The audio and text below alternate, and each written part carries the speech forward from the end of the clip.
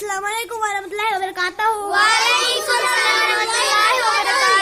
मेरा नाम हाजिया हमीदा और मैं तीसरी जमात में पढ़ती हूँ, यानी कि तीसरी क्लास।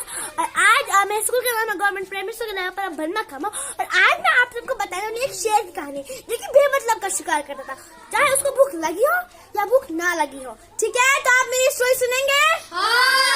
तो चलिए आज स्टोरी को स्टार्ट करते हैं। तो एक समय की बात है, एक जंगल में एक शेर था लेकिन बेमतलब का शिकार करता था, चाहे उसको भूख लगी हो या ना लगी हो। ठीक है, एक दिन सभी जंगल के जानवरों ने सोचा अगर ये शेर ऐसे ही शिकार करेगा तो ये जंगल नहीं रहेगा। इसीलिए हम बारी बारी से शेर के पास जाते हैं। सबने शेर की बात नहीं, सबने पता नहीं जिराफ ने कहा, जिराफ की बात मान ली। अब शेर की गुफा को ऐसे चलते जाने की तो किसी की हिम्मत नहीं थी। अब बोलने की किसकी हिम्मत होगी? सबने भेड़िया को आगे धक्का दिया। अब भेड़िया बोला, राजा जी हमने एक आइडिया लिया है कि आपको शिकार करने में इतना टाइम लगता है तो हम खुद ही आपके पास चलेंगे। शेर ने कहा, ठीक है वैसे भी मुझसे यहाँ पे तकबुर हो ही नहीं सकता। पहले गधा गया, अब सारे जानवर जा रहे थे। अब लास्ट में खरगोश के बजे। खरगोश इतना चालाक था कि वो धीरे धीरे चला था, जिससे उसको बहुत टाइम लगे। जैसे वो शेर की गुफा के पास पहुंचा, उसने उसको नहीं पता था इस आइडिया के बारे में कि इस जानवरों ने ये वाला विचार लिया है।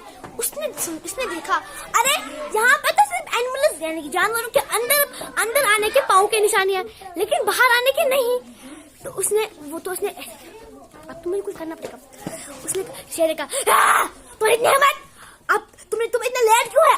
अब जाके मुझे खुद ही शिकार करना पड़ेगा, तुमसे मेरा पेट नहीं भरेगा। खरगोश ने कहा, अरे राजा जी, मैं जब आपके गुफा के पास आ रहा था तो मुझे एक और शेर दिखा। उसने कहा कि अब मैं जंगल का राजा हूँ, जाके अपने राजा को बोला कि यहाँ पे मत आना।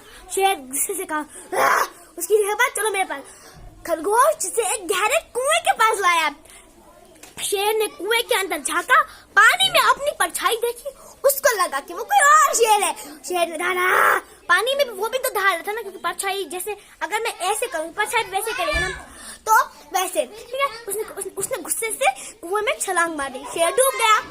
और हाँ, अब आप सबने मेरी स्टोरी सुनी, तो आप मुझे इसका मतलब बताओ, इसका मतलब क्या निकला? बहुत शोर करते थे आप, चलो बोलो इसका मतलब क्या निकला। नहीं पता? नहीं, शोर करना तो आप नहीं बोलते हो। देखो, इस कहानी से हमको ये सीख मिलती है कि अगर देखो, रास्ता चिंता से नहीं मिलता बल्कि समझदारी से मिलता है। किससे?